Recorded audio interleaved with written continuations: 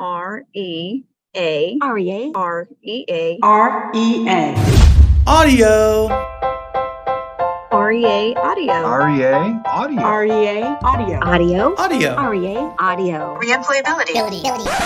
Reemployability. Greg, thanks so much for being with us. I appreciate you taking time out of your busy day to spend a little bit of time to explain to our listeners what it is that you do and some of the neat new things that you're putting into your organization to help kind of, I guess, simplify, update, and really start to attract more folks to the transportation world. Your organization's a little bit different than a traditional transportation association. So would you mind telling us a little bit about what National Star Route Mail Contractors Association is and what it does and what makes you guys a little different? Sure. No, it's my pleasure, Todd. Thanks for having me on to talk about the work that we're doing here. And I think it's pretty exciting work. When I first came on, which was not too long ago as the executive director, I said that Postal Service contracting was the best kept secret in transportation. And the National Star Route Mail Contractors Association was the best kept secret in Postal Service contracting. And we're trying hard here to change both of those so that people recognize the possibility and the opportunity of working with the Postal Service and how that can be a really successful way to pursue a transportation business. So, our association is unique because Postal Service contracting is unlike any other transportation work out there. And so a lot of transportation trade associations take a much broader perspective of the industry, and they don't specialize as much as we do.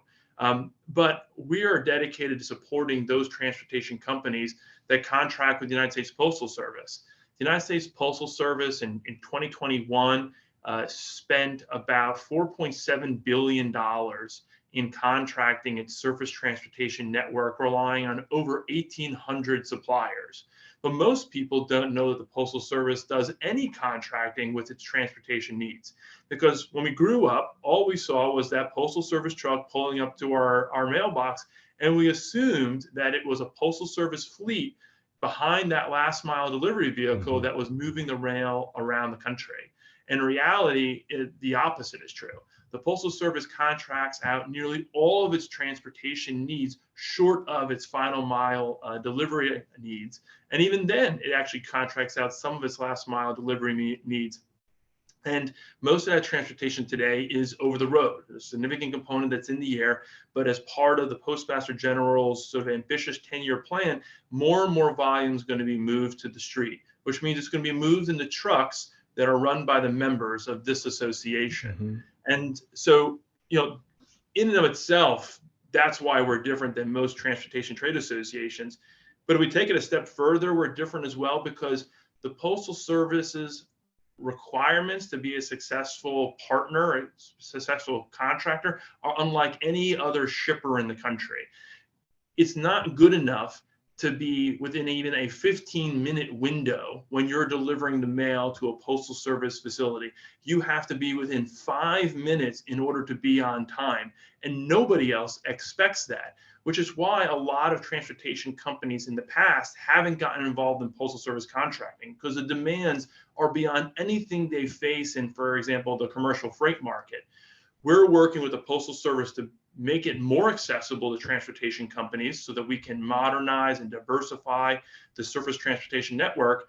And the association is working with existing Postal Service contractors to also make those demanding on-time deliveries more possible through technology and innovation and efficiency. So tell me, if you don't mind stepping back just for a second. So you had mentioned that the ambitious goal is to, I guess, lessen air traffic for moving the mail and putting it more on the road. What's the reason for that? Well, frankly, air transportation is expensive and air transportation is hard to control. There's a lot of variables as to whether something is on time. And a big part of that is weather. I mean, we hear all the time about planes being stranded or planes being canceled or delayed because of bad weather passing through the country. You don't have the same concerns, and not to the same degree, when we're moving in trucks over the road. Now, of course, there are still those anomalistic storms that shut down highways and make it unsafe to travel. But, At the end of the day, trucking is more reliable and it's also much more affordable. And if the Postal Service is going to deliver on its 95% on time goal, including a lot of next day shipments, 2-day shipments, and 3-day shipments, it has to move that volume out of the air and onto the road. And so we're going to see that $4.7 billion number of 2021 grow substantially when it comes to sort of trucking transportation as part of the Postal Service's contracting needs. Now, obviously, these past 2 years, what you did is definitely an essential business, essential in moving the mail and packages. And I'm sure you've seen a significant increase in the amount of traffic that you all have had to, or the amount of goods that you've had to transport. How has the pandemic affected what it is that you do?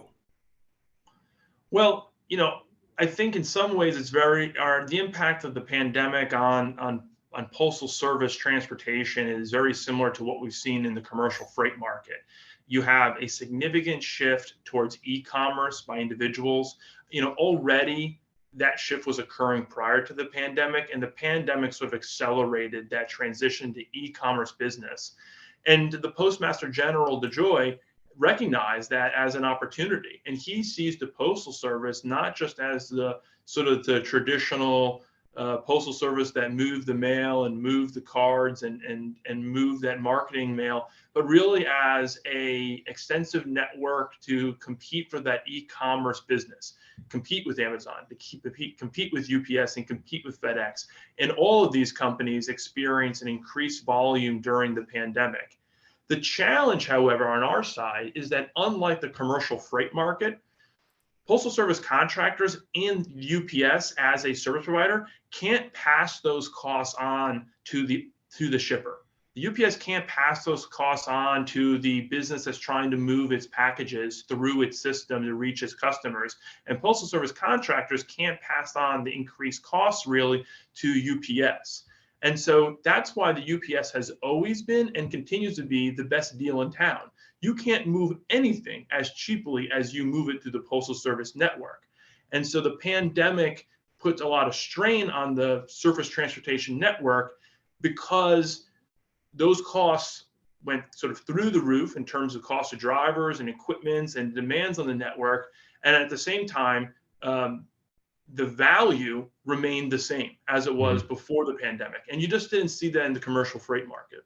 It is pretty crazy when you think about it, that for less than $1, I'm in Tampa, Florida, right? I can put a letter in the mail and I can have it in Alaska for less than $1, right? For less than $1 and probably within about a week, right? Yeah. I mean, nothing like this exists in the entire world. And I think that's what people, although they're often critical of the postal system, don't realize is that the United States postal system is the most demanding and complex supply chain in the entire world. And I think there's two really interesting statistics that highlight that. And that is one, the Postal Service, I forget if it'd be a top 20 business if it was a private business. It does $80 billion in revenue a year. But the more shocking statistic is that the Postal Service handles nearly 50% of the world's mail. Not just the United States mail, 50% of the world's mail pass through this network. And the Postal Service delivers to, and picks up at 161 million locations daily, Monday through Saturday. So for all the praise that we hear of Amazon Prime and next day delivery, and for all the sophistication of FedEx's and UPS's sort of networks, nobody does what the Postal Service does, which also means that nobody does what Postal Service contractors do as the backbone of that supply chain, making it possible to reach those homes, reach individuals on an everyday basis, which also means that if the Postmaster General is successful in realizing his 10-year plan and making the Postal Service a real giant in e-commerce, it will be untouchable in terms of its reach to the everyday American, which also means it's going to be an invaluable resource to that business trying to move that package, move that product to that customer, at their home. Now, you mentioned technology a few minutes ago, and listening to this, we tend to be, obviously because we're in the workers' comp world, most of our listeners are folks that are risk managers. We have a lot of transportation companies that we do business with, a lot of adjusters, those types of things. And one of the things that we hear a lot when we're talking in the transportation industry is with regards to technology. Sometimes that industry is slow to adopt new technologies, but obviously to be able to do what you're expected to do, you're going to have to embrace technologies. What sort of things are you integrating in the near future that is going to have to be embraced by not you, but probably the rest of the transportation world? Right. So I think that's the right perspective. Transportation typically pretty slow to adopt change and be technologically sort of forward thinking. Postal Service contracting even slower than transportation writ large. But both the transportation industry and Postal Service contracting are racing into the future. And that's because the demands of the modern day supply chain require a degree of visibility and efficiency that is just not possible when you're working off of a pen and paper or an Excel spreadsheet. And so, right now the Postal Service is implementing seamless sort of electronic communication, often referred to as EDI, between its contractors and its contracting and logistics offices. They're implementing new GPS tracking requirements so that they have the visibility and will know exactly where every piece of mail is in its system at any given time, and ensuring that it's arriving on time and departing on time. With that comes sophisticated fleet management software, otherwise known as TMS, so that you can dispatch those trucks. You know that you're fully utilizing your assets on the road, and you're not traveling with trucks half empty. And trucks half empty not only mean less efficiency, it means more cost to the supplier network. And then the hidden damage, if you will, to trucks moving around half empty or quarter empty is the environmental costs. Because the less efficient you're using your system, the more vehicles on the road. And the more vehicles on the road, the more emissions that are being spewed out into the atmosphere. And so with this technology, not only do we have the opportunity to capitalize on that next day guarantee, that 2-day guarantee, that 3-day guarantee, but we're also just talking about improved multiple improvements that people are going to realize, from better costs to a better environment. And the Postal Service and Postal Service contractors are working hand in hand to see that come to a fruition. And much of the transportation industry is working in that direction.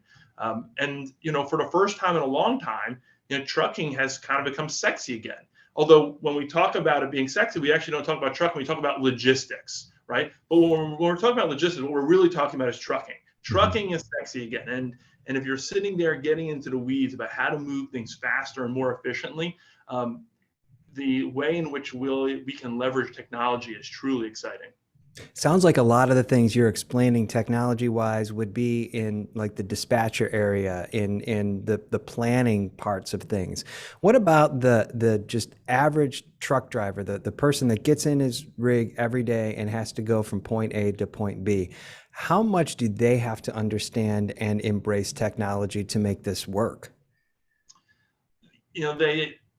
It's a great question. And I think increasingly they really do have to be partners with with the shipper they're working for, with the fleet that they're a part of. Because as much as we try to take the human element out of transportation so that it is seamless and it is immediate, these sort of electronic communications, these dispatches, this tracking, there's always a human component to it. And that is making sure that the right data is being shared with the shipper, with the fleet operator. And that goes down to that truck driver, making sure that his equipment is running. He indicated he started the trip. He's making sure he scanned that he picked up, the trailer or the goods being moved.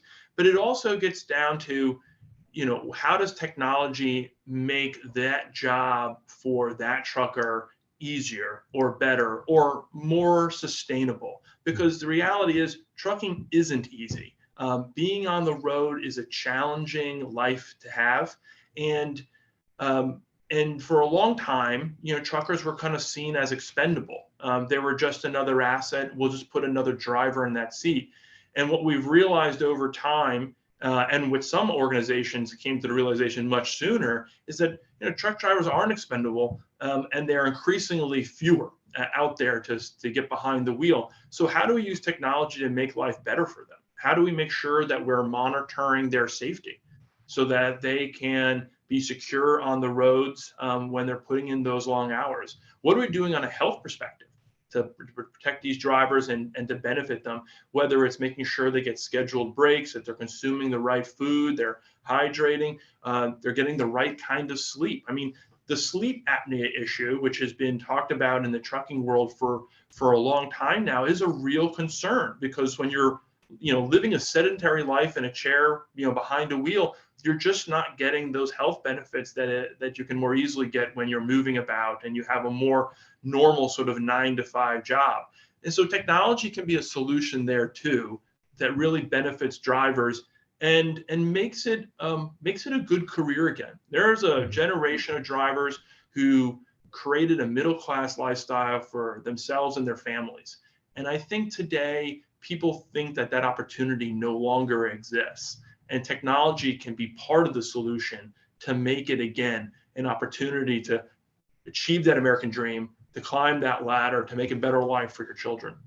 Greg, we're running short on time for this part. I know that when we had talked before recording this, you had talked about how what you all do with transporting the mail is such a family-owned.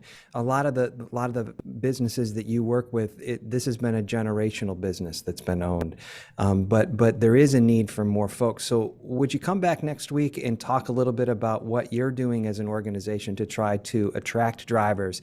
And I want to talk a little bit more about the safety issue.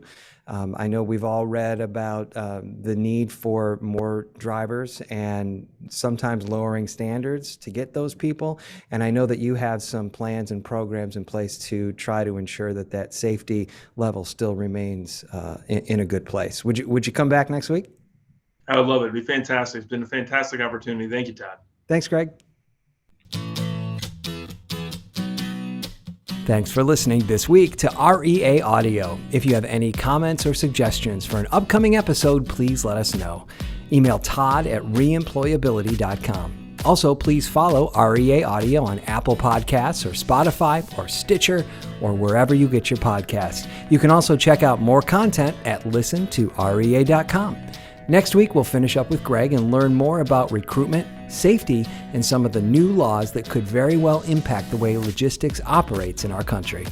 Have a fantastic rest of your day.